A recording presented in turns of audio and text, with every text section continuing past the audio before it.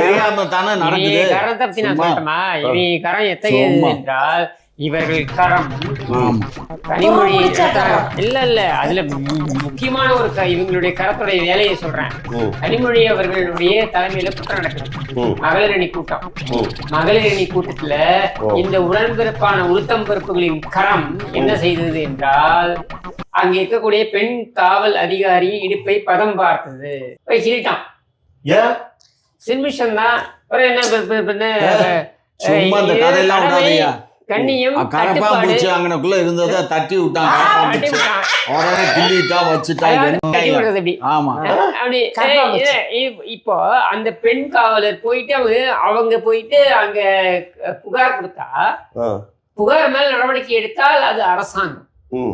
என்ன பண்றாங்கன்னா புகாரையே வாபஸ் வாங்க வைக்கிறாங்க.